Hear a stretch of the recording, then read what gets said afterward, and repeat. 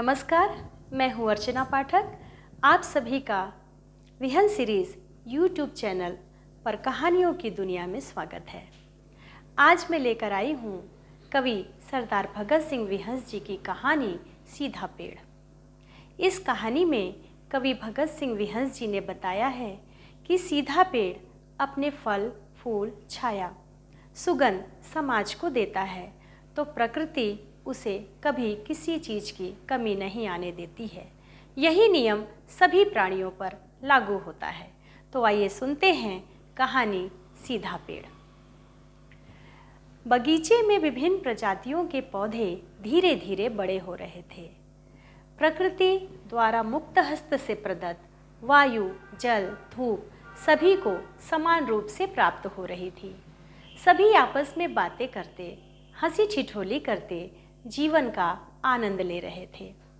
सर्दी, गर्मी, बरसात व हर प्रकार का मौसम उन्हें रात दिन बड़ी तेजी से बढ़ा रहा था। ऐसा लग रहा था कि कुछ ही सालों में ये पौधे पेड़ बनकर आकाश को छू लेंगे। पौधे जब छोटे थे तो सभी एक प्रकार के दिखते थे। बड़े होने पर सभी के आकार प्रकार बदलने लगे थे। कुछ ने बढ़ना बंद कर दिया था, कुछ धीरे धीरे बढ़ रहे थे, कुछ बड़ी तेजी से बढ़ रहे थे, कुछ टेढ़े हो रहे थे और कुछ सीधे बढ़ रहे थे। सभी पौधे अब पेड़ों का आकार ले रहे थे। सभी की शाखाएं फैलने लगी थीं। इनमें एक पेड़ ऐसा भी था जो एकदम सीधा था और सबसे ऊंचा भी था और सबसे अधिक शाखाएं उसी की फैल रही थीं। जब सभी पेड़ आपस में बात करते तो वो हमेशा इस प्रकार की बातें करता कि किसी भी अन्य पेड़ को दुख न पहुँचे। जो पेड़ टेढ़े मेढ़े और बौने रह गए थे वो हमेशा उसकी मजाक उड़ाया करते थे। अब पेड़ों पर फूल व फल आने लगे थे और बगीचे में बच्चे, बड़े, बूढ़े, लड़के, लड़कियां और लोग अपने परिवार सहित घूमने आते और उस राह से गुजरते राहगीर भी आकर विश्राम करते, छाया व सुगंधित शीतल हवा का आनंद लेते। अधिकांश लोग सीधे पेड़ के नीचे ही बैठते और उसकी विशालता को देखकर खुश होते कि प्रकृति ने कितना सुंदर, ऊंचा और सीधा पेड़ बनाया है। जब भी कोई पेड़ के पास छाया या फल के लिए आता तो उसे बड़ी प्रसन्नता होती और उसकी कोशिश यही रहती कि मेरी छाया में अधिक से अधिक लोग बैठें, अधिक से अधिक लोग विश्राम करें और मैं अधिक से अधिक लोगों को अपने फल दे सकूं। पेड़ के पास जब भी कोई आता तो उसके सामने फल जरूर गिराता जिससे उसके पास से कोई भी निराश न जाए। इसके विपरीत जो दूसरे पेड़ थे उनके पास कोई आता तो उन्हें बहुत खराब लगता कि लोग आएंगे, हमारे नीचे बैठेंगे, हमारे आराम में खलल डालेंगे। जो हमारे पास फल है उन्हें मांगेंगे। उनकी कोशिश यही रहती कि उनके पास कोई ना आए और उनके नीचे कोई न बैठे। वो छाया और फल मांगने वालों से इस प्रकार का व्यवहार करते कि वे दोबारा कभी ना आते और एक आध फल उसके सिर पर जोर से गिरा देते और अपमान करते। बाकी सभी पेड़ रात दिन उस पर कटाक्ष करते और कहते, लोग तुम्हारे नीचे आते हैं, तुम्हारी दिनचर्या अस्त व्यस्त हो जाती है, तुम्हारे आसपास गंदगी करते हैं, तुम्हारे फल तोड़ने के लिए तुम्हें कभी कभी पत्थर भी मारते हैं। दुनिया में तुम्हारे से बड़ा कोई बेवकूफ़ भी है? इतना होने के बाद भी तुम अपनी सारी छाया, फूलों की सुगंध और फल खुशी से सभी को दे देते हो। हमें तुम्हारे पागलपन पर बड़ी दया आती है। जब तुम्हारे पास मांगने वाले आ जाते हैं, एक समय आएगा तुम्हारे पास कुछ भी नहीं बचेगा। कोई तुम्हारी मदद नहीं करेगा। पर सीधे पेड़ को हमेशा यह महसूस होता, जब से वह है कभी उसे कमी नहीं आई। अगर वह अपनी छाया, अपने फूलों की सुगंध और फल जरूरतमंदों को दे रहा है तो उसे कभी कोई कमी नहीं हो पा रही है।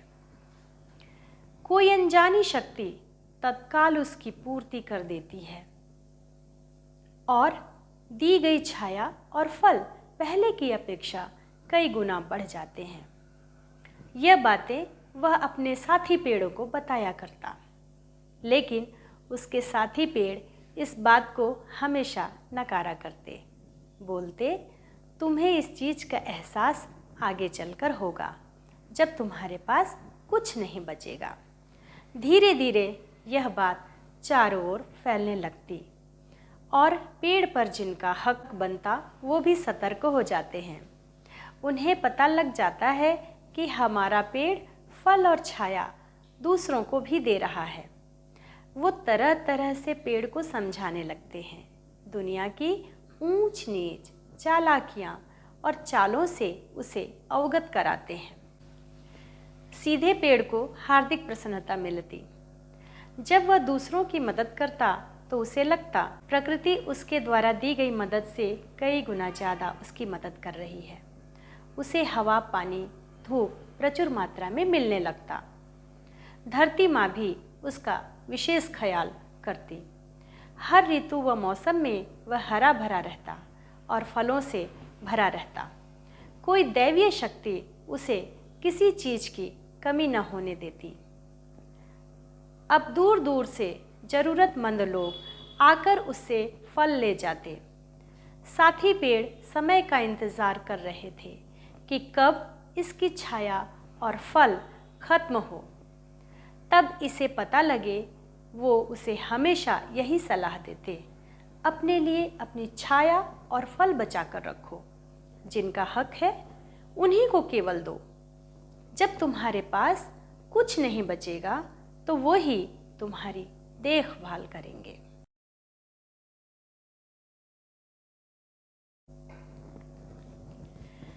आप देख रहे हैं विहंस सीरीज यूट्यूब चैनल पर कवि भगत सिंह विहंस जी की कहानी सीधा पेड़। सीधा पेड़ अपने दूसरे साथी पेड़ों से, जिनका उस पर अधिकार बनता था, बहुत अधिक छाया और फल दे रहा।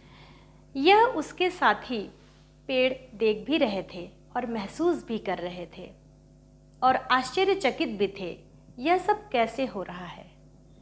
अब दूसरे पेड़ों ने सीधे पेड़ के प्रति षड्यंत्र रचना शुरू कर दिया था। जिनका हक बनता था उनके कान भरने शुरू कर दिए थे। यह सब कुछ अपना लुटाए जा रहा है। एक समय आएगा इसके पास कुछ नहीं बचेगा आप लोग को देने के लिए। हमारा फर्ज था आप लोगों को सचेत करना, सो कर दिया। अब सीधे पेड़ की हर बात पर नज़र रखी जा रही थी। उसकी डालों को बांधने की कोशिश भी की जा रही थी ताकि वह दूसरों को छाया न दे सके, और कच्चे पक्के फल तोड़े जा रहे थे जिससे कि कोई दूसरा फल न ले सके। धीरे धीरे पेड़ पर फल लगने कम हो रहे थे और पेड़ मुरझाने लगा था। फिर भी कोई उसके पास आता तो उसकी कोशिश यही रहती कि मैं छाया और फल सभी को दूं। बाकी जो पेड़ थे वो बहुत खुश हो रहे थे। चूँकि उनका षड्यंत्र सफल हो चुका था, सीधा पेड़ अब उदास रहने लगा था। वो कभी कभी किसी को दिखाई न दे रोकर अपने आंसू पोंछ लेता था, क्योंकि उसके स्वभाव के विपरीत उसका आचरण हो गया था। समय के साथ साथ सीधा पेड़ अब झुकने लगा था। चूँकि छाया देने वाली उसकी टहनियाँ बांध दी गई थी। कच्चे पक्के फल जिनका अधिकार था वो पहले ही तोड़ लेते थे। वो ही थोड़े बहुत फल व छाया ही ज़रूरतमंद लोगों को दे पाता था। ये बातें उसे अंदर तक कचोट रही थी। अब उसके बस में कुछ नहीं रह गया था। हवा, पानी, धूप, धरती माँ की गोद अब उसके प्रति और ज़्यादा संवेदनशील हो रहे थे। लेकिन सीधा पेड़ बुरी तरह हताश हो गया था। उसे कोई रास्ता नजर नहीं आ रहा था। न तो वो अपने अधिकार वालों को छाया व फल दे पा रहा था, न ही जरूरतमंद लोगों की इच्छा पूरी कर पा रहा था। प्रकृति द्वारा जो उसे क्षमता दी गई थी वह अब समय के साथ साथ खत्म होती जा रही थी। उसे कोई रास्ता नजर नहीं आ रहा था।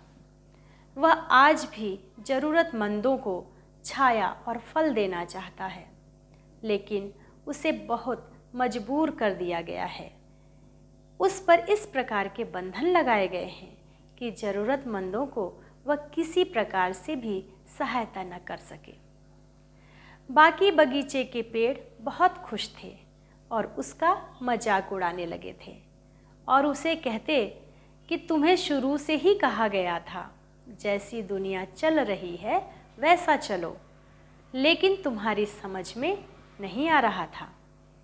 अब सब जगह तुम्हारी इज्जत खत्म हो गई है, तुम्हें कोई भी नहीं पूछ रहा है। अगर हमारी तरह जिन पर तुम्हारा अधिकार था उन्हीं को सब कुछ देते तो तुम्हारा यह हाल न होता। इसी से तुम अंदाजा लगा लो तुम्हारा रास्ता गलत था। हमें तुम्हारे भविष्य की चिंता रहती है। सीधा पेड़ उनकी बातों को अनसुनी कर देता और कोशिश करता कि इतना होने के बावजूद भी वह सभी को छाया और फल देता रहे। लेकिन अब परिस्थितियां सीधे पेड़ के बिल्कुल विपरीत जा चुकी थीं। किसी भी कीमत पर वह अपनी क्षमता का उपयोग नहीं कर पा रहा था। उसे अपने चारों ओर घोर अंधकार दिखाई देने लग गया था। कहीं से भी कोई प्रकाश की किरण दिखाई नहीं दे रही थी। वह धीरे धीरे अब सूखने लगा था।